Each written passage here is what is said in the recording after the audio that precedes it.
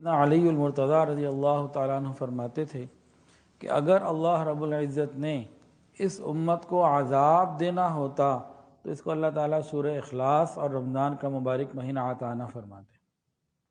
کتنی عظیم اور بڑی جو ہے برکت کی بات ہے کہ اللہ تعالیٰ نے اگر اس امت کو عذاب دینا ہوتا تو رمضان کا مہینہ نہ ملتا اور سورہ اخلاص نہ ملتی۔ اللہ تعالیٰ نے اس مہینے کو رحمت کے لیے بنایا ہے۔ ہم اللہ تعالیٰ کی رحمت سے فائدہ اٹھانے والے بن جائیں۔ کیسے بنیں گے؟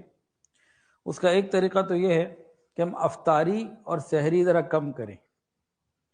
بعض دفعہ ایسا محسوس ہوتا ہے کہ ہم نے رمضان صرف کھانے پینے کے لیے بنایا ہوا ہے۔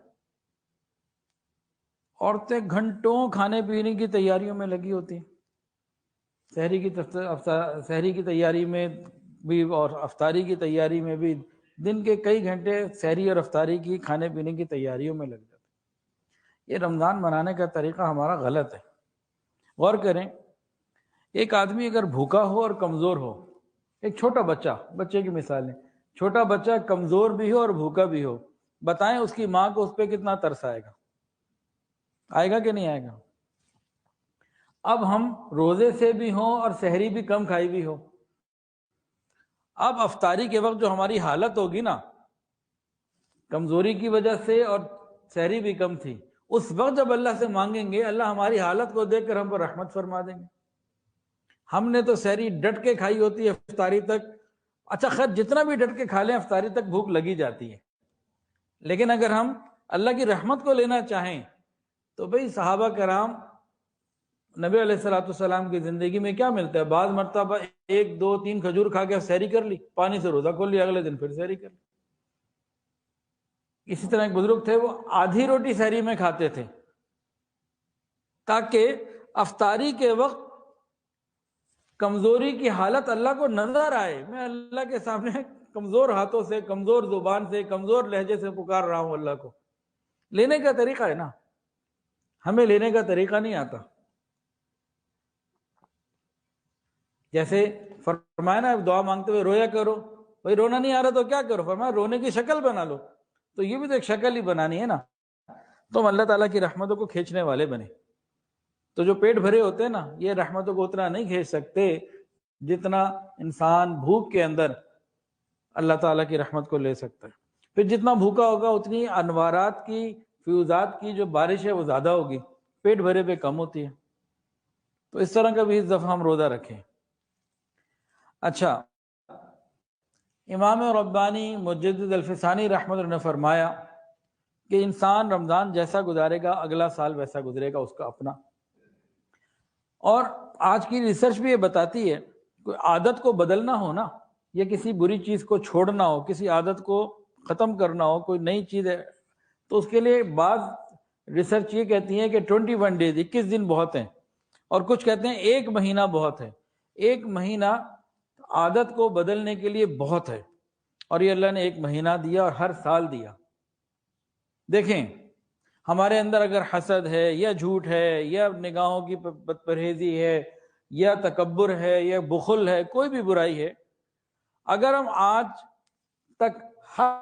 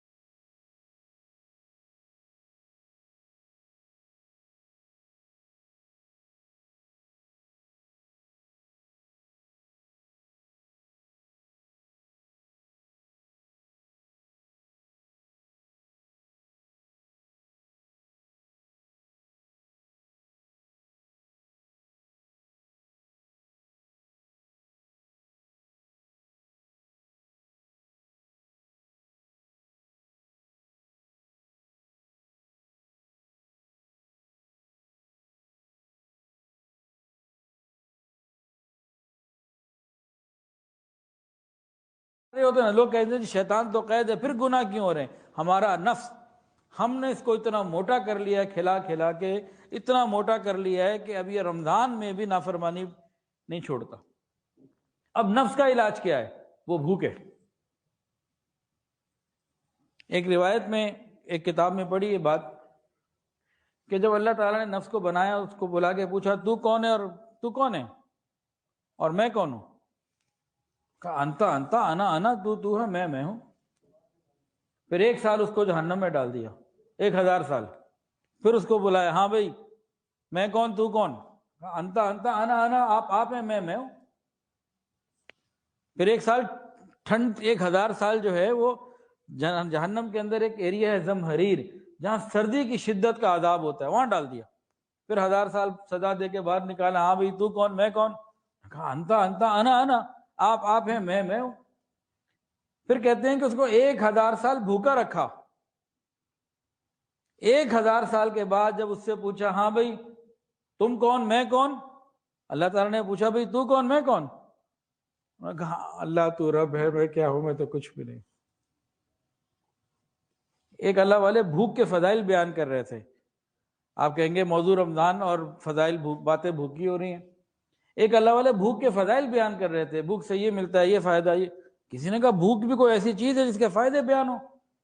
تو بہت خوبصورت بات ارشاد فرمایا فرعون کو اگر بھوک لگتی تو خدائی کا دعویٰ نہ کرتا۔ یہ جتنے نخرے ہیں پیٹ بھرے کے ہیں۔ تو رمضان میں خود بخود ایک موقع مل رہا ہے، تو ہم اس موقع کو اپنے ہاتھ سے کیوں کیسے ضائع کرتے ہیں؟ سحری کے اندر بھی اوور ایٹنگ اور افطاری کے اندر بھی اوور ایٹنگ۔ تو ایک خوبصورت موقع اللہ تعالیٰ کی طرف سے مل رہا ہے رحمتوں کے حصول کا، تو ہم اس کو صحیح طریقے سے حاصل کریں۔ ہاں اگر کسی کو کمزوری ہونے لگے، پریشانی محسوس ہونے لگے، تو ٹھیک ہے کہ وہ 1-2 دن تو ایسا کرے نا، اور کوشش کرے، تو اللہ تعالیٰ خیر فرمائیں گے انشاءاللہ العزیز۔ تو بھائی رحمتوں کو وصول کرنے کے لیے بھوکا رہنا، اور بھوک کے حالت میں، کمزوری کی حالت میں رب سے مانگنا۔ ایک چھوٹا بچہ بھوکا بھی ہو، کمزور بھی ہو، جب ماں سے مانگے گا کیسے ممتا تڑپے گی۔ اسی طرح کوئی بندہ روزے دار ہو، آداب کے ساتھ روزہ رکھا ہو، صبح سے بھوکا بھی ہو، بھوک کی وجہ سے کمزوری بھی ہو، سحری کم کھائی بھی تھی، اب یہ بھوک کی حالت میں، کمزوری میں تڑپ کے جو رب سے مانگے گا، اللہ کی رحمت اس کے اوپر تڑپ کے برسے گی۔ ہمارے اختیار میں ہم کیا چاہتے ہیں؟ تو بہرحال اپنے گناہوں کی ایک فہرست بنائیں، اس فہرست کو اللہ کے سامنے کسی کو دکھانی نہیں ہے، اس کو اللہ کے سامنے رکھیے، اللہ اس سب میں چھوڑنا چاہتا ہوں اور میرے اندر یہ ختم کر دیجیے۔ اچھا، رمضان شروع ہونے سے پہلے ایک کام اور کرنا چاہیے۔ ہر آدمی کو اپنی اپنی روحانی کیفیت کو نوٹ کر کے، چاہے لکھ لے چاہے نوٹ کر کے دل میں یاد کر لے۔ کیا مطلب؟ روحانی کیفیت، بھئی کون کون سی نیکی کی طرف خود بخود میں بڑھتا ہوں، اور کہاں کہاں مجھے مارے باندھے بڑا اپنے آپ کو لانا پڑتا ہے، اور کون کون سی نیکیاں میں چھوڑ دیتا ہوں۔ ایک سائیڈ، دوسری سائیڈ، کون کون سے گناہ ایسے ہیں میں فوری طور پر بھاگ کے کرتا ہوں۔ تو ہم یہ دیکھیں کہ ابھی میری کیا کیفیت ہے، پھر رمضان پورا آداب کے ساتھ گزارنے کے بعد دیکھیں کہ نیکیوں میں کتنا آگے بڑھا، گناہوں سے کتنا نیچے گیا، کیفیت میں فرق پڑا کہ رمضان گزار کے کہ نہیں۔ اگر یہاں اس ٹیسٹ کو ہم نے پاس کر لیا تو یقین کر لیجئے رمضان ہمارا قبول ہو جائے گا انشاءاللہ تعالی۔ لیکن اگر ہم نے ٹیسٹ کو یہ دیکھا کہ جیسے رمضان سے پہلے تھے ویسے ہی رمضان میں رہے، بعد میں بھی وہی رہے، فیل، 100% فیل، زیرو ہو گیا۔ تو ہمیں اپنے آپ کو اس میں الرٹ رکھنا ہے۔ موبائل فون کا استعمال، سوشل میڈیا کا استعمال، اس کے لیے بہت محتاط رہنا ہے کہ یہ بہت ہی اہم چیز ہے رمضان کی قبولیت کی رکاوٹ میں، ہمارے اعمال کی قبولیت کی رکاوٹ۔ ذرا توجہ سے سن لیجئے، امام غزالی رحمۃ اللہ علیہ فرماتے ہیں تنبیہ الغافلین میں، فرمایا کہ لا الہ الا اللہ کثرت سے کہتے رہا کرو، لا الہ الا اللہ کثرت سے کہتے رہا کرو، پڑھتے رہا کرو کہ، اور اس کے بعد بعض گناہ گنوائے، 3 اس میں سے میں بتا رہا ہوں کہ یہ گناہ ایسے ہیں کہ انسان ان میں ملوث رہتا ہے تو موت کے وقت خاتمہ بالخیر نہیں ہوتا، اور افسوس ہے اس شخص کے اوپر جو ساری زندگی مسلمانوں میں اس کا نام لکھا رہے اور موت کے وقت وہ کافروں میں ہو اللہ کے دربار میں۔ وہ 3 گناہ کون سے تھے؟ ایک گناہ میاں بیوی آپس میں، خاوند نے بیوی کو ایک لفظ بول دیا کئی مرتبہ، اب طلاق تو ہو گئی لیکن ساتھ رہ رہے ہیں اور ڈھکا چھپا معاملہ چلانے کی کوشش کرے، اللہ تو جانتا ہے۔ تو اتنا کلیدی گناہ ہے، موت کے وقت خاتمہ ایمان، موت کے وقت کلمہ، موت جو ہے وہ کفر پہ آ سکتی ہے۔ کہتے ہیں ایسا بہت لوگوں کے گھروں میں ہے، یہ تو سینکڑوں سال پرانی بات ہے، آج تو معاملہ اور بہت آگے چلا گیا۔ دوسری بات، کہتے ہیں کہ کلمہ لا الہ الا اللہ کثرت سے پڑھتے رہا کرو، موت کے وقت چلو کلمہ ہی مل جائے، عادت تو پکی کرو اس کو، توبہ کرتے رہا کرو۔ کہ دوسرا بہت بڑا گناہ لوگوں میں یہ ہے کہ مالی معاملات دوسروں کے ان کے پاس ہوتے ہیں، جو انہوں نے دبائے ہوتے ہیں، دے نہیں رہے ہوتے، ٹال مٹول کر رہے ہوتے ہیں، یہ دوسرے لوگ تنگی میں، پریشانی میں مبتلا ہوتے ہیں، اور یہ اس کے خاتمہ ایمان کے خلاف جا سکتا ہے کہ مالی معاملات میں دوسروں کو تنگ کرنا، حقوق نہیں دیتے، وراثت کے وغیرہ وغیرہ کئی چیزیں ہو سکتی ہیں۔ تیسری بات، وہ کہتے ہیں تنہائی کے گناہ ایسے ہیں کہ جو موت کے وقت کلمے سے محروم کر دیتے ہیں۔ تو رمضان مبارک میں عادت بنائیں کہ موبائل اور سوشل میڈیا، انٹرنیٹ کا استعمال بہت محتاط اور ضروری ہو، اور جو غیر ضروری اپلیکیشن ہمارے موبائل میں ہیں ان کو تو ہم رمضان سے پہلے انسٹال کریں، اس پر بھی ہم فکر کریں۔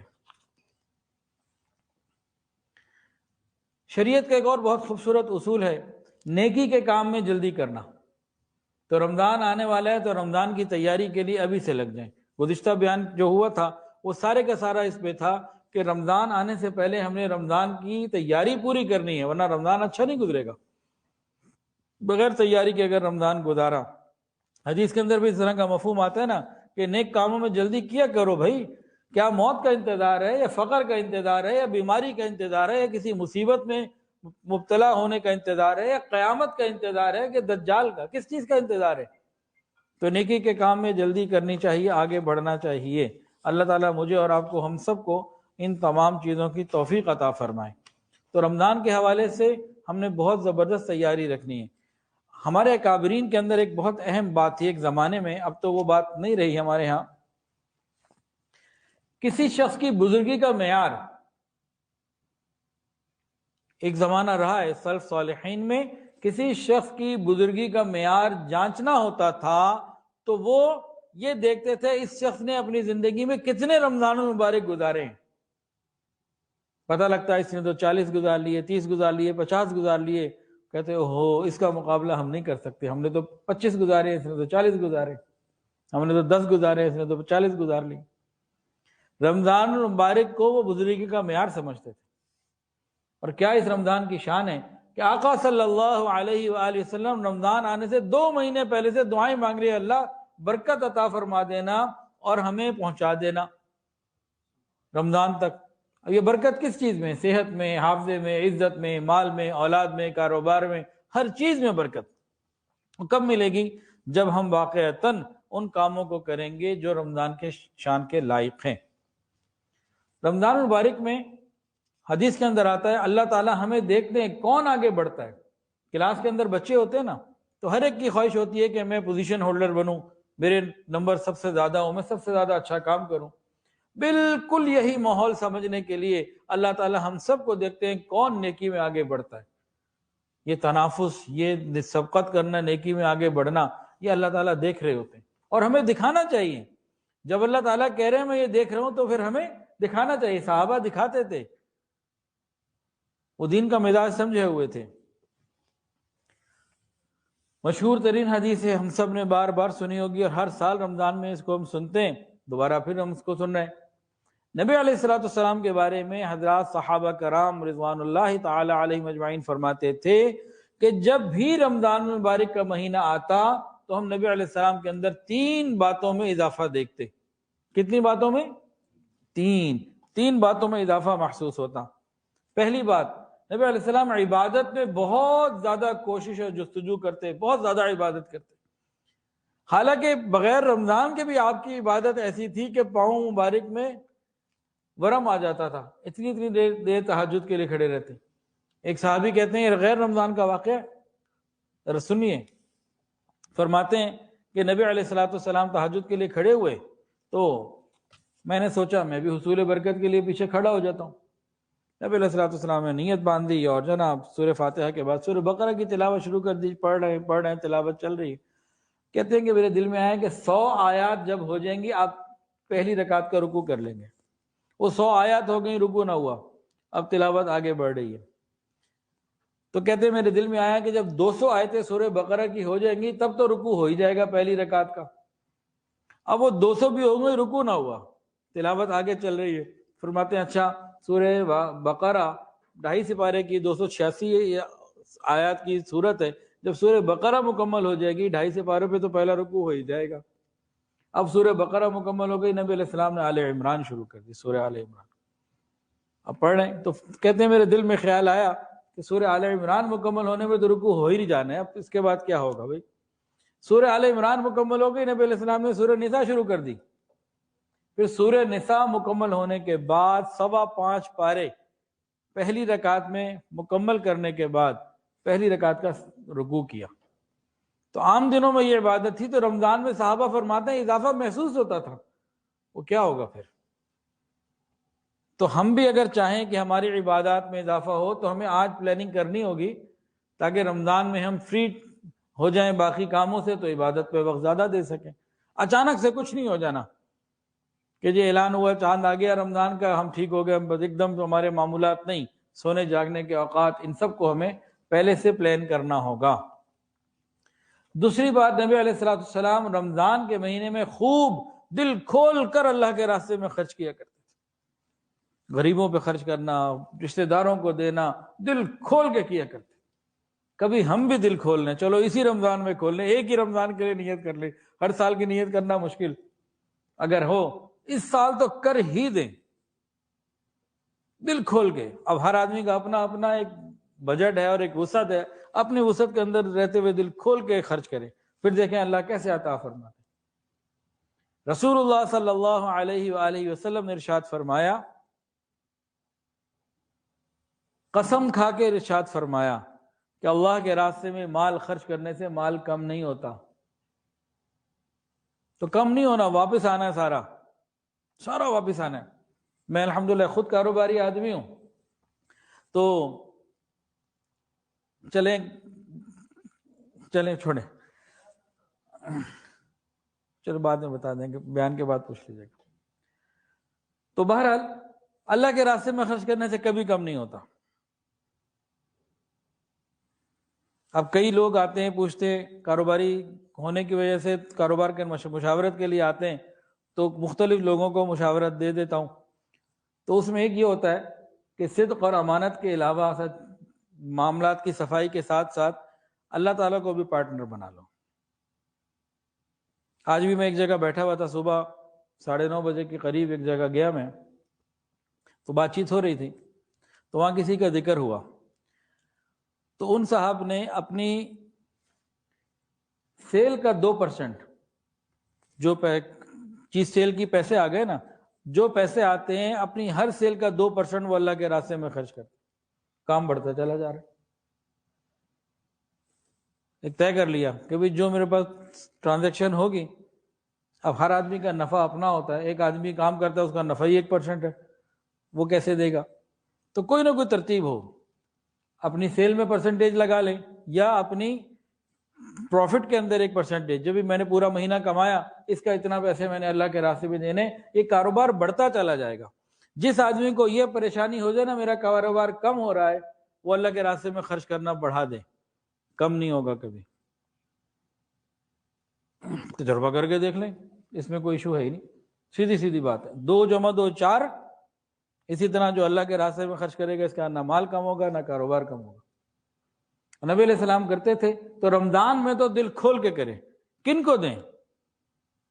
رشتہ داروں میں دیکھیں، اور بیوہ، یتیم، غریب کتنے لوگ مل جاتے ہیں، ایسے کتنے مدرسے ہیں، مساجد ہیں، ان کے لیے انسان فکر کرے، تو کہیں نہ کہیں اس کو خرچ کرے۔ تو 3 باتیں تھیں، پہلی بات عبادت میں اضافہ، دوسری خرچ میں اضافہ، تیسری کون سی چیز؟ دعاؤں میں اضافہ، دعاؤں میں اضافہ۔ انشاءاللہ العزیز اس اتوار کو جو بیان ہوگا نا، اس میں پورا ٹاپک ہی دعا اور لیلۃ القدر ہوگی انشاءاللہ، رمضان میں دعا مانگنے کے آداب اور لیلۃ القدر، تاکہ ہم اس کو تفصیل سے بیان کر لیں۔ تو نبی علیہ السلام دعاؤں میں اہتمام کرتے تھے۔ ہم کیا کریں، کم سے کم ہم رمضان میں اتنی کوشش تو کر لیں، ایک دن میں کتنے گھنٹے ہوتے ہیں؟ 24۔ تو رمضان میں روزانہ کم سے کم 24 منٹ تو دعا مانگ لیں، ایک مجلس میں ہو جائے، 2 میں ہو جائے، 4 میں ہو جائے، 3 میں ہو جائے، اس کو انشاءاللہ پھر ہم آگے کریں گے۔ اچھا جی، رمضان المبارک میں لیلۃ القدر حاصل کرنے کا پکا طریقہ، یہ انشاءاللہ اتوار کو سن لیجیے گا جو آئے گا انشاءاللہ، ٹھیک ہے جی؟ اس کو تھوڑا سا چھوڑ دیتے ہیں۔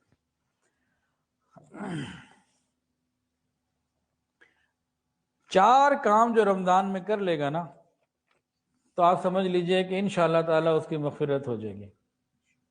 کون سے 4 کام؟ رمضان مبارک کا احترام اپنے دل کے ساتھ، مہینے کا احترام کریں۔ دوسرا کام، آداب کے ساتھ روزے رکھنا۔ تیسرا، ہمت کر کے گناہوں سے اپنے آپ کو بچانا۔ اور چوتھا، عبادات میں اہتمام کرنا۔ یہ 4 کام جو کر لے گا انشاءاللہ رمضان مبارک میں اس کی مغفرت ہو جائے گی۔ کون سے 4 کام؟ دل میں رمضان مبارک کا احترام، آداب کے ساتھ روزے، ہمت کر کے گناہوں سے بچنا اور عبادات کا اہتمام۔ ہمیں ان کاموں کو کرنا ہے۔ اب روزے کو آداب کے ساتھ رکھنے کا کیا مطلب ہے؟ اس کی حفاظت کیسے ہو؟ رمضان میں روزے کی حفاظت کیسے ہو؟ جب ہم روزہ رکھیں تو صرف کھانے پینے سے بچنے کا نام روزہ نہیں ہے۔ ہماری آنکھ بھی روزے دار ہو، کان بھی روزے دار ہو، پیٹ بھی روزے دار ہو، ہماری ناک بھی روزے دار ہو، ہمارا دل، دماغ، یہ سب روزے دار ہو۔ مزہ تو تب ہے کامل روزے سے ہوں تو پھر معاملہ بنے گا۔ نبی علیہ السلام نے فرمایا روزہ آدمی کے لیے ڈھال ہے جب تک کہ اسے پھاڑ نہ دے۔ پوچھا گیا پھاڑنے سے کیا مراد؟ فرمایا جھوٹ، غیبت، گناہوں سے پھٹ جاتا ہے۔ اب اس میں 2 باتیں آ گئیں۔ پہلی بات، روزہ آدمی کے لیے ڈھال ہے۔ بھئی ڈھال کس چیز سے ڈھال ہے بتائیں؟ گناہوں سے ڈھال ہے، ٹھیک ہے۔ اور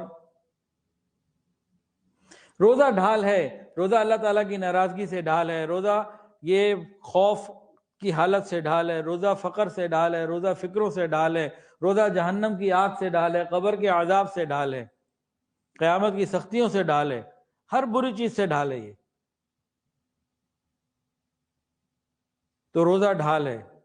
اور آگے کیا فرمایا دوسری بات؟ جب تک توڑ نہ ڈالے، پھاڑ نہ ڈالے، یعنی بندہ خود پھاڑتا ہے۔ اللہ نے تو ڈھال دے دی، پھاڑتے ہم خود ہیں۔ اور پھاڑتے کیسے ہیں؟ گناہوں سے پھاڑتے ہیں۔ نبی علیہ السلام نے یہاں تک سمجھا دیا کہ بہت سے روزے دار ایسے ہیں انہیں بھوک اور پیاس کے سوا کچھ نہیں ملتا روزے سے، اور کتنے ہی تہجد پڑھنے والے ایسے ہیں کہ ان کو رات جاگنے کے سوا ثواب میں سے کچھ نہیں ملتا۔ یہ کون ہے؟ روزہ بھی رکھا، رات کو جناب جو ہے وہ رمضان فیسٹیول اور وہ کیا ہوتا ہے رمضان میں ٹی وی کے اوپر رمضان ٹرانسمیشن، وہ سب بھی دیکھ لی، تو روزے کا تو ثواب گیا۔ غیر محرم کو بھی دیکھا، میوزک بھی سنا، تو اب روزے کے ثواب سے ہاتھ دھو لیے، روز وہ نہیں ملتا ثواب۔ کیونکہ نبی علیہ السلام نے وضاحت سے فرمایا، وضاحت کے ساتھ فرمایا، جو شخص جھوٹ بولنا اور اس پر عمل کرنا نہ چھوڑے، اللہ تعالیٰ کو اس کے بھوکے پیاسے رہنے کی کوئی ضرورت نہیں۔ بخاری شریف کی روایت، یعنی غلط کام نہ چھوڑے تو اس کا کوئی فائدہ نہیں۔ اسی طرح فرمایا کہ روزہ صرف کھانے پینے سے بچنے کا نام نہیں، یہ لغو، فحش اور غلط باتوں سے بچنے کا نام ہے۔ روزہ بھی ہے، کم بھی تول رہے ہیں، روزہ بھی ہے، جھوٹ بھی بول رہے ہیں، رشوت بھی لے رہے ہیں، غیبت بھی کر رہے ہیں، بہتان بھی لگا رہے ہیں، تو اس پہ فائدہ نہیں ہوتا۔ تو ان تمام چیزوں سے بچنے کی ضرورت، آداب کے ساتھ روزہ رکھنا۔ اچھا، بعض لوگوں کو روزہ لگتا ہے اور بعض کو روزہ نہیں لگتا۔ ہمارے ہاں جو کہا جاتا ہے نا روزہ لگنا، اس کا یہ مطلب ہے، ہم سب جانتے کہ روزے میں صبر نہیں ہو رہا ہوتا، بے صبری ہو رہی ہوتی ہے اور پریشانی ہوتی ہے۔ یہ روزہ کب لگتا ہے؟ کن کو لگتا ہے؟ ہر ایک کو نہیں لگتا۔ یہ جو اللہ والے آدھی روٹی کھا کے روزہ رکھ لیتے ہیں ان کو تو نہیں لگتا۔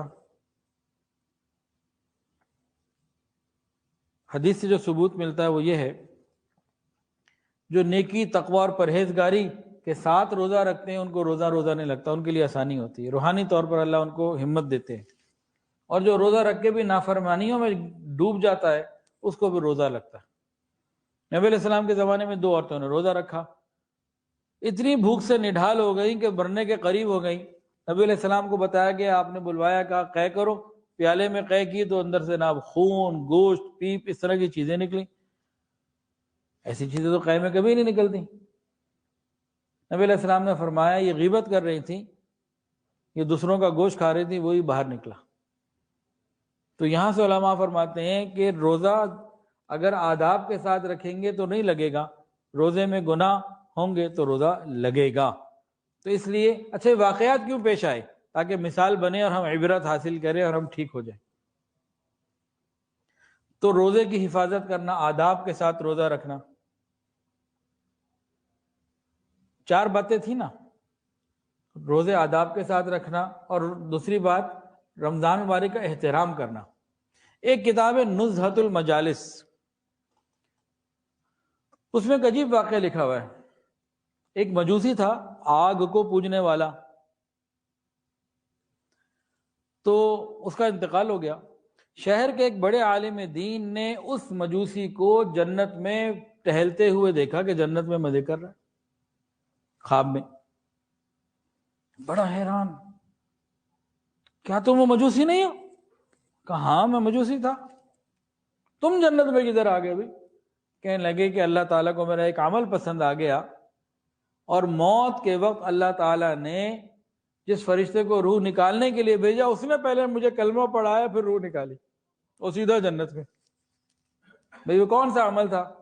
کہنے لگے کہ میں رمضان کا مہینہ تھا اور میں بازار میں سے گزر رہا تھا، مسلمانوں کی آبادی تھی، دوپہر کا وقت تھا، میرا چھوٹا بچہ بھی میرے ساتھ تھا، 8-10 سال کی عمر تو نہیں کتابوں میں لکھی، میرا لڑکا بچہ بھی میرے ساتھ تھا، ہم جا رہے تھے۔ اس نے رمضان کے مہینے میں دوپہر کے وقت میں کچھ کھلے بازار کچھ کھایا پیا، کچھ کھانے لگا۔ میں نے اس کو تھپڑ مارا، غصہ کیا، ناراض ہوا، کیا کر رہے ہو؟ بازار میں کھا رہے ہو، مسلمانوں کے کرام کا روزے کا وقت ہے، اس وقت بازار میں نہیں کھانا چاہیے، تو خیال رکھو۔ کہتے ہیں وہ بات تھی، وہ بات اللہ کے یہاں قبول ہو گئی۔ موت کے وقت مجھے پہلے کلمہ پڑھایا گیا، روح بعد میں نکالی گئی، اب جنت میں۔ اگر کسی مجوسی کے ساتھ یہ رحمت ہو سکتی ہے تو ہمارے ساتھ کتنی ہوگی؟ ہمیں اس پہ بہت اہتمام کرنے کی ضرورت ہے، بہت اہتمام کرنے کی ضرورت۔ اور رمضان المبارک کے اہتمام میں اور احترام میں ہم اپنی گھر والوں، گھر کی عورتوں کو بھی ذرا آسانی دیں۔ دیکھیں آتا ہے ماتحت کو آسانی دینا، غریبوں کو، دوسروں کو آسانی دینا، اس پہ جنت ہے۔ تو اپنے گھر کی عورتوں کو بھی آسانی دیں، طے کر لیں کہ جناب افطاری اور سحری وہ چیز بنائیں جو کم وقت میں بن جائے، رمضان سے پہلے تیاری کر لیں۔ چیزیں ہوتی ہیں نا بعض مرتبہ ہاف کوک کر کے رکھ لی جاتی ہیں، کچھ ایسی چیزیں، یہ جو باورچی خانے کی سیاست ہے عورتوں کو زیادہ اچھی آتی ہے، وہ جو کام جلدی تیار ہو جائے۔ ایک مرتبہ میں ایک گھر میں گیا تو انہوں نے میرے اکرام میں جناب آگے کیک بنا کے لا کے رکھا، اور بڑے شوق سے جو ہے نا گھر والوں نے بتایا کہ جی یہ جو اوپر خاتون ہے انہوں نے آپ کے لیے بنایا ہے، اور اس میں کو 5-6 گھنٹے لگے۔ میں نے ہاتھ بھی نہیں لگایا، میں نے کہا جی مجھے یہ نہیں کھانا۔ 5 گھنٹے ایک کیک بنانے پہ لگا دیے، اتنا ذکر بھی کیا تھا، مراقبہ بھی کیا، اب ایک ایک چیز کے اوپر 6-6 گھنٹے لگ رہے ہیں۔ یہ تو غلط ہے نا، جو چیز آسانی سے تیار ہو جائے وہ ٹھیک ہے۔ کم سے کم رمضان میں تو ہم ایسا نہ کریں۔ تو سحری افطاری میں وہ کام جو آسانی والا ہو، بھئی انہوں نے بھی روزہ رکھنا ہے تو ان کی عبادات میں آپ معاون بنیں اور آسانی کا سلسلہ رکھیں۔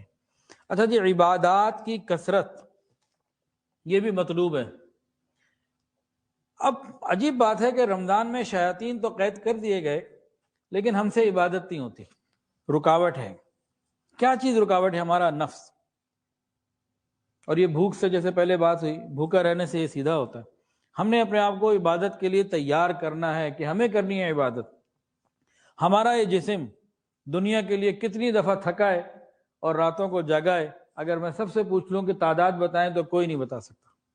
کبھی سفر کی وجہ سے، کبھی اولاد کے بیماری کی وجہ سے، کبھی اپنی بیماری کی وجہ سے، کبھی مہمانداری کی وجہ سے، کبھی گھر میں شادی کی وجہ سے، اور کتنی ایسی وجوہات، کبھی کوئی ذہنی پریشانی کی وجہ سے، نہ رات کو نیند آ رہی ہے اور تھکن بھی ہے اور کام، بہت ساری چیزیں ہوتی ہیں. کبھی کرکٹ کھیلنے کی وجہ سے، کسی بھی وجہ سے ہمارا جسم تھکا ہے. مزہ تو تب ہے اس رمضان ہم ارادہ کریں کہ ڈٹ کر عبادت کرنی ہے، اور اس دفعہ ہم نے اپنے جسم کو تھکانا ہے. یاد رکھیے تھکن ختم ہو جائے گی، یہ اجر باقی رہے گا اور قیامت کے دن ہمیں ملے گا. ہم جب ارادہ کر لیں گے نا تو پھر اللہ تعالیٰ سارے کام آسان فرما دیں گے. کہ اپنے نفس کو سمجھائیں، بہت غفلت میں وقت گزار بیٹھے، اتنی زندگی گزر گئی، اب اس رمضان کو تو ہم جو ہے نا وہ ٹھیک کر لیں. نفس کو سمجھانے کی بات ہے. ہم سوچے کہ سال کے 11 مہینے اپنی مرضی سے سوتے ہیں، اپنی مرضی سے جاگتے ہیں، ایک مہینہ تو کوئی اللہ کے لیے جاگ لے، اللہ کے لیے سونے کو کم کر لے. کسی نے کیا خوب کہا، موت کے بعد ہے بیدار دلوں کو آرام. موت کے بعد ہے بیدار دلوں کو آرام، نیند بھر کر وہی سویا جو کہ جاگا ہوگا. یہ آنکھیں آج جاگیں گی تو کل قبر میں میٹھی نیند سوئیں گے. تو قبر میں میٹھی نیند کے لیے یہ رمضان میں آنکھوں کو جگائیں اور ہمت سے کام لیں. عبادات کی کثرت ہو، نوافل کی خوب کثرت ہو، قضا نمازیں باقی ہوں تو ان کا چارٹ بنا کے ان کو پورا کرنا شروع کریں. تو اس کے اوپر بہت فکر کرنے کی ضرورت ہے. اور گناہوں سے بچنا یہ انتہائی اہم ہے. ایک چیز ہوتی ہے عبادات زیادہ کرنا، نفلی عبادات زیادہ کرنا، اور ایک ہوتی ہے گناہوں سے بچنے کی کوشش کرنا. تو زیادہ امپورٹنٹ کیا ہے؟ گناہوں سے بچنا، یہ زیادہ امپورٹنٹ. ایک صحابی آئے، نبی علیہ السلام سے عرض کیا، یا رسول اللہ میں سب سے زیادہ متقی بننا چاہتا ہوں، سب سے بڑا پرہیزگار اور متقی بننا چاہتا ہوں. فرمایا اتق المحارم، گناہوں سے بچ جاؤ، سب سے بڑے متقی بن جاؤ. تو ہماری زندگی کا ایک بہترین کام یہ ہے کہ اپنی زندگی سے چن چن کر گناہوں کو نکال دیں. اور یہ رمضان میں بہت آسانی سے ممکن ہے. تو رمضان میں ہم اللہ کی نافرمانی سے بچ جائیں. اصل تو یہ ہے کہ ہم موت تک نافرمانی نہ کریں، لیکن کم سے کم ایک مہینہ تو رمضان کا ایسا ٹارگٹ بنائیں کہ نافرمانی نہیں کرنی. بھئی زندگی 150 سال، 60 سال، 40 50 سال کی زندگی میں کوئی ایک مہینہ تو ایسا ہو جس میں ہم یقین کے ساتھ کہہ سکیں اس میں ہم نے اللہ آپ کی نافرمانی نہیں کی.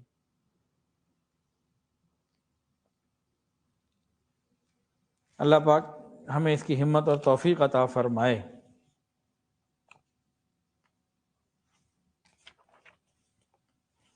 اب 2-3 بزرگوں کے واقعات سن لیتے ہیں، پھر انشاءاللہ تعالی مراقبہ اور دعا کر لیتے ہیں. امام اعظم امام ابو حنیفہ رحمۃ اللہ علیہ کے بارے میں روایات میں آتا ہے کہ رمضان المبارک میں 63 قرآن مجید مکمل کیا کرتے تھے، ایک دن میں، ایک رات میں، اور 3 تراویح میں. تو ہم بھی رمضان میں تلاوت قرآن کا کوئی زبردست قسم کا ٹارگٹ بنائیں. حضرت رائے پوری رحمۃ اللہ علیہ کے معمولات میں لکھا ہوا تھا کہ 29 شعبان کو وہ اپنے خادمین کو بلاتے، کہتے بھائی ابھی ایک مہینہ میں نے اپنے لیے خاص کر لیا، اب پورے مہینے میں نے کسی سے ملاقات نہیں کرنی. ایک بوری دیتے، کہتے جتنی ڈاک آئے اس بوری میں ڈال دینا، عید کے بعد زندگی رہی تو دیکھیں گے. اور پورے مہینے کا اعتکاف کرتے. اور اپنی مسجد میں جب اعتکاف کے لیے پہلی رمضان میں وہ داخل ہوتے 29 شعبان کو، تو پوری مسجد ان کے ساتھ بھری ہوتی تھی. پورے مہینے کا اعتکاف کرتے. سنت اعتکاف تو آخری 10 دن کا ہے، لیکن شروع کے دونوں عشرے یہ نفل اعتکاف کے اعتبار سے. تو پورے مہینے کا اعتکاف کیا کرتے تھے کہ بھئی 11 جیسے اب تو وہ نہیں ہے، بچپن میں ہمارے ہاں سیڑ کے لیے اب تو الفاظ بدل گئے، لیکن 20-25 سال پہلے تو ایک بہت مشہور جملہ تھا. جو لوگ سیل لگاتے تھے ونٹر کی، سمر کی، کوئی بھی، تو ایک جملہ ہوتا تھا 11 مہینے سوڈے تو 1 مہینہ تو اڈا. بھئی 11 مہینے ہم نے دنیا کے سارے کام کیے ہیں، تو 1 مہینہ بس اللہ کے لیے لگ جائے، اس کی فکر ہم کریں. اچھا جی، شیخ الحدیث حضرت مولانا زکریہ رحمۃ اللہ علیہ.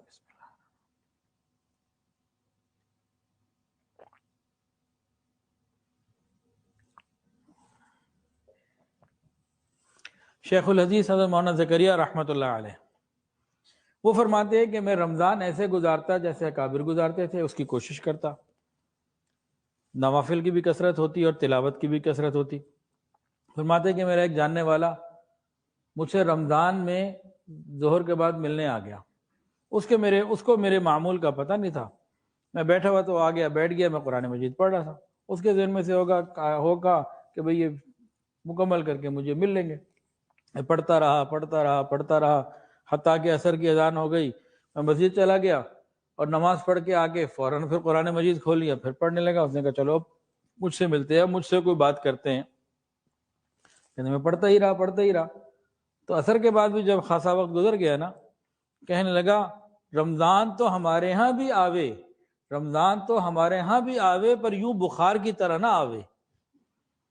رمضان تو ہمارے ہاں بھی آوے لیکن یوں بخار کی طرح نہ آوے.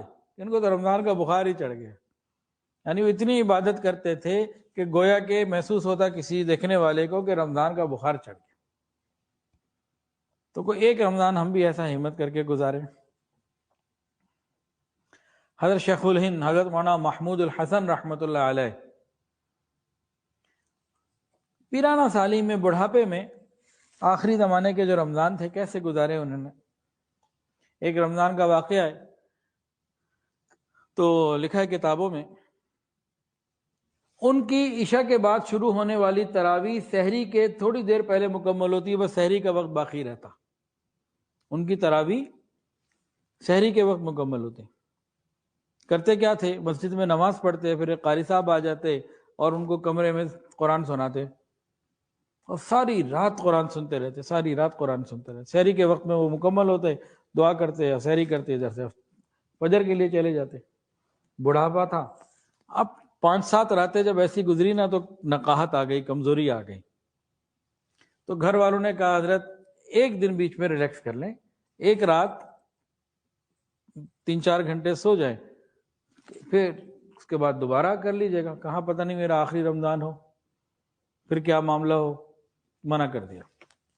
پھر آگے پھر گھر والوں کا ایک اور خیال آیا. انہوں نے قاری صاحب کو پیغام بھجوایا، قاری صاحب آپ کے شیخ بوڑھے بھی ہیں، بیمار بھی ہیں، اور اتنی محنت کے بعد اب کمزور بھی اور ہو گئے، تو آپ ہی کوئی عذر کر لیں کہ طبیعت کی خرابی کا، اور 2-3 سپارے سنا کے چلے جائیں، ذرا جلدی چلے جائیں، کوئی گھنٹہ 2 گھنٹہ یہ کمرے ٹکا لیں. میں نے کہا جی بہت اچھا، طے کر لیا.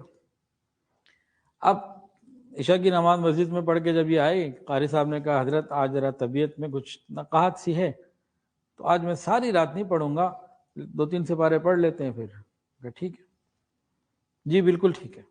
اب قاری صاحب نے 2-3 سپارے پڑھ کے تراویح مکمل کر دی. کہ حضرت اب مجھے اجازت دیں، میں چلتا ہوں. قاری صاحب آپ تھکے ہوئے بھی ہیں، آج بیمار بھی ہیں، طبیعت بھی کمزور ہے، آپ ایسا کریں میرے بستر پہ سو جائیں. کہ نہیں مجھے جانا ہے. کہ نہیں آپ کی طبیعت ٹھیک نہیں ہے، آپ میرے بستر پہ سو جائیں. اپنے بستر پہ سلا دیا. قاری صاحب کہتے ہیں کہ نہ میں منع اپنا نماز پڑھنے والا کہ وہ اب میں جو لیٹنا پڑا، انہوں نے زبردستی لٹا دیا. اور کہتے ہیں میری آنکھ لگ گئی، تھوڑی دیر بعد آنکھ کھلی، دیکھا میرے کو پاؤں دبا رہے. مجھے محسوس ہوا کہ میرے کو پاؤں دبا رہے، اندھیرا تھا. تو میں اٹھ کے بیٹھا، دیکھا کہ شیخ الہند رحمۃ اللہ علیہ میرے پاؤں دبا رہے ہیں، دروازہ بند، لائٹ بند کر دی ہوئی تھی. میں نے کہا حضرت یہ آپ کیا کر رہے ہیں؟ قاری صاحب آپ بیمار ہیں نا، آپ تھکے ہوئے ہیں، تو میں نے کہا چلے آپ کو دبا ہی دو. قاری صاحب کہتے ہیں کہ حضرت اگر آپ نے ساری رات جا کے ہی گزارنی ہے نا تو میں ابھی وضو کر کے آتا ہوں، پھر دوبارہ ہم شروع کر لیتے ہیں، اب نفل میں سنا لیتے. تو ایسے انہوں نے پورا کیا. تو بھئی اس طرح کا کوئی شوق ہمیں بھی تو لگے، اور کوئی ایک آدھ رمضان ہم بھی تو ایسا گزار لیں کہ اللہ تعالیٰ کو راضی کرنے کی کوشش کر لیں. بھئی قیامت کے دن کوئی اپنے سامنے، کوئی اللہ تعالیٰ قیامت کے دن کوئی اللہ تعالیٰ کے سامنے 40 سال عشاء کے وضو سے فجر کی نماز کی عبادت لے کے آئے گا.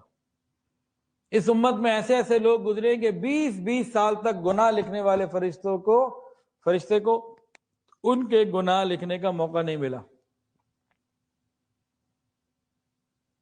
ایسے لوگ بھی پیش ہوں گے. لاہوری کے ایک بزرگ ہیں، ابھی حیات ہیں ماشاءاللہ، تو ان کا ایک عجیب عمل ہے. ان کی صاحبزادی نے مجھے ایک بات بتائی، تو میں نے کہا جی میں نے ان سے ملاقات کرنی ہے. تو انہوں نے جناب پہ میری دعوت کر دی. اب دعوت میں جناب چلا گیا.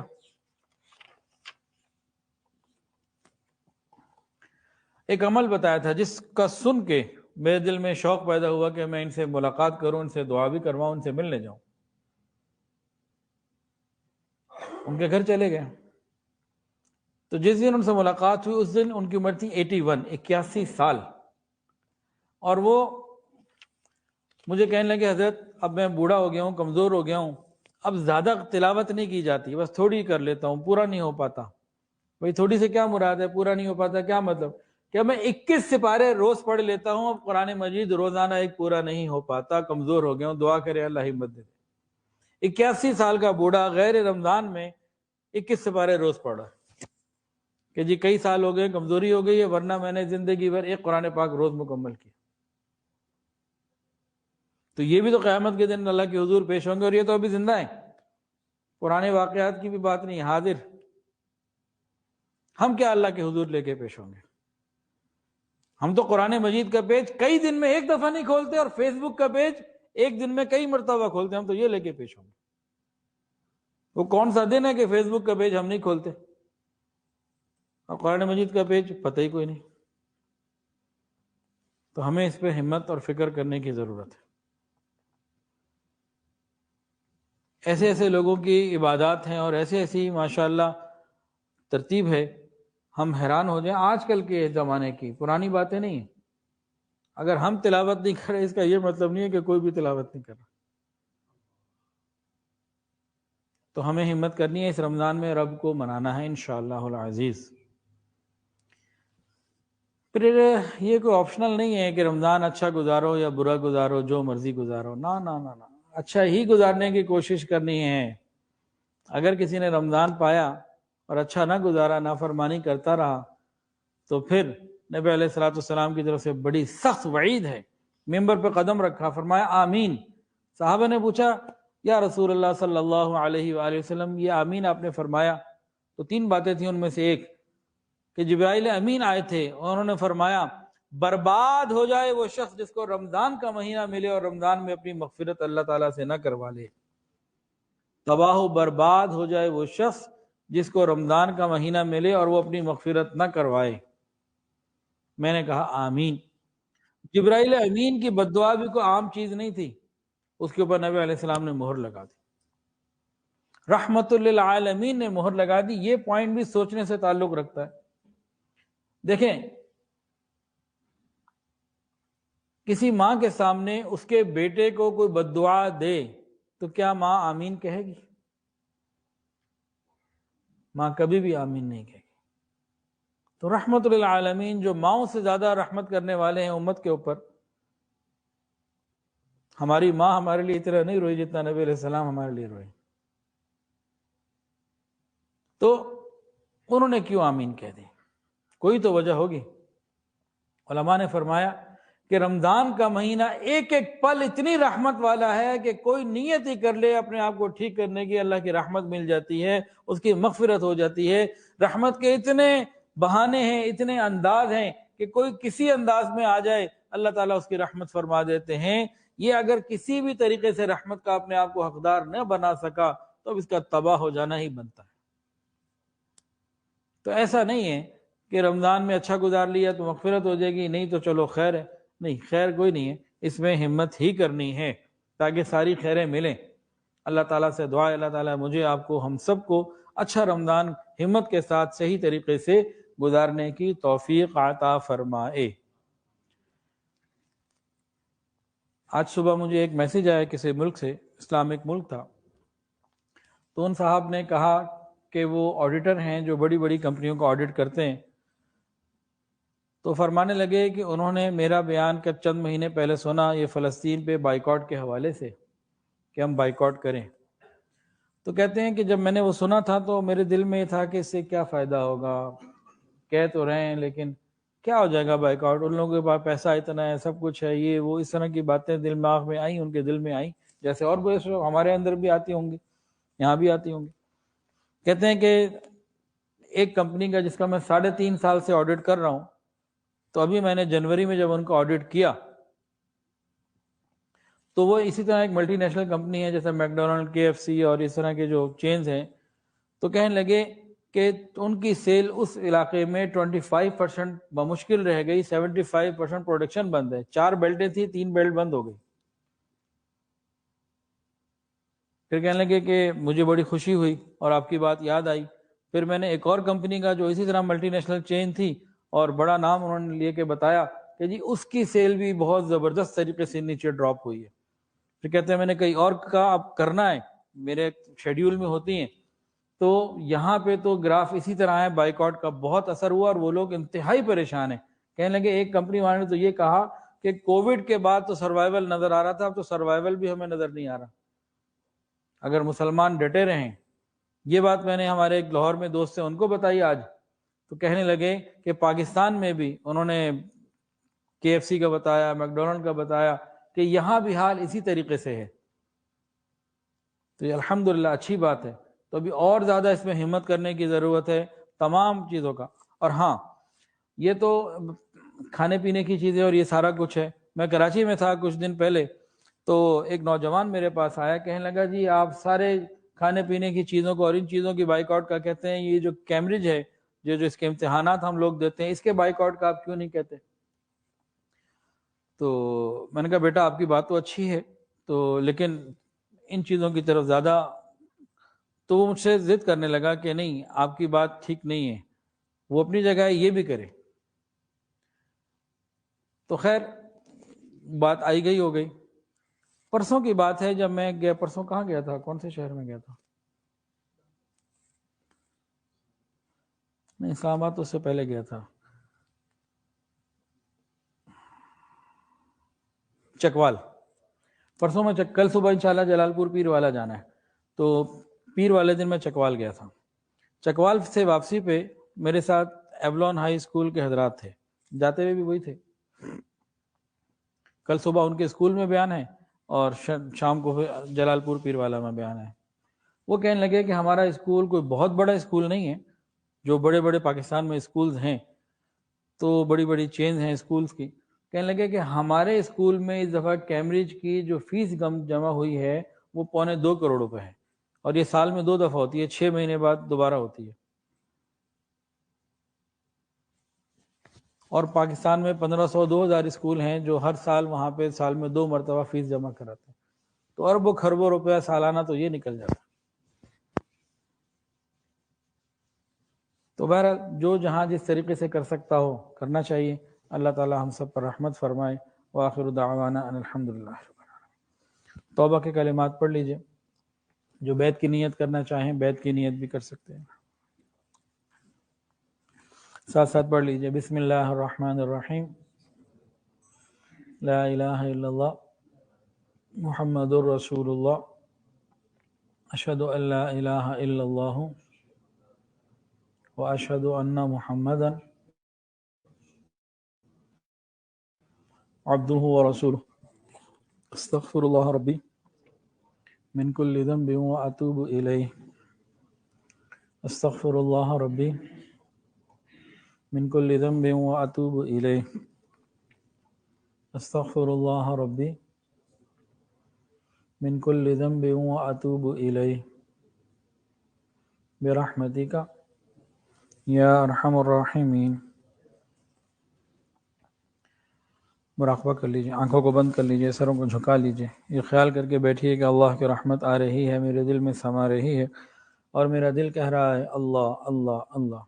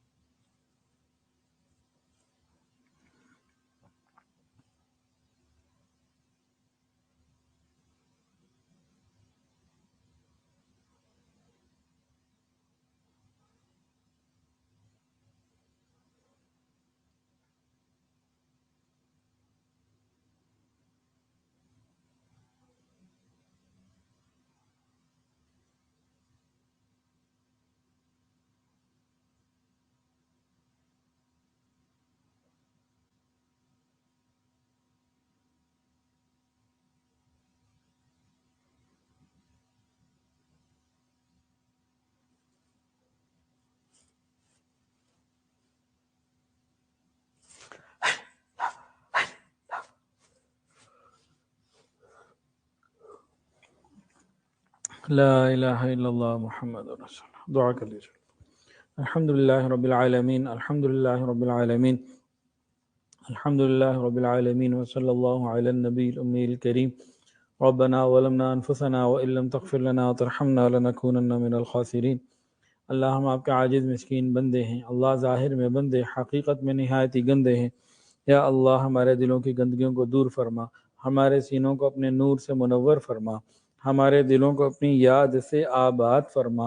رب کریم سینوں کو اپنی محبت سے لبریز فرما، خطاؤں سے درگزر فرما، عیبوں کی پردہ پوشی فرما.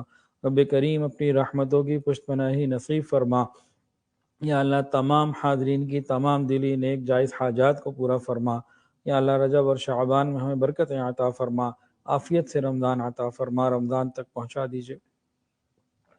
یا الہ العالمین بیت المقدس کی حفاظت فرما، فلسطین کے مجاہدین کی، حماس کی مدد فرما. یا اللہ اہل حق کی مدد فرما. یا اللہ مسلمان حکمرانوں کو غیرت ایمانی عطا فرما، عوام کو بھی غیرت ایمانی عطا فرما. یا اللہ حاسد کے حسد سے محفوظ فرما، شریر کے شر سے محفوظ فرما، برا چاہنے والوں کی برائی سے محفوظ فرما. رب کریم دوستی کے رنگ میں دشمنی کرنے والوں سے محفوظ فرما. تمام حاضرین کی تمام دلی اور نیک جائز حاجات کو پورا فرما. رب کریم ہم سب کو اپنے مقبول بندوں میں شامل فرما. یا اللہ نبی علیہ السلام کی سچی محبت اور کامل اتباع کی توفیق عطا فرما. یا اللہ تمام حاضرین کو قبول فرما. ہم سب کو رزق حلال، آسان، فراخ اور بابرکت عطا فرما. حرام اور مشتبہ سے محفوظ فرما. یا اللہ بہت سارے لوگوں نے دعاؤں کے لیے کہا اور جو کہنا چاہتے تھے نہیں کہہ پائے، اور وہ لوگ جن کا حق ہے کہ ان کے لیے دعائیں دیتے رہا کریں. یا اللہ سب کے لیے خیر کے فیصلے فرما. وصلی اللہ تعالی علی خیر خلقہ سیدنا و مولانا محمد وعلی آلہ واصحابہ واہل بیتہ اجمعین. آمین یا رب العالمین. آمین برحمتک یا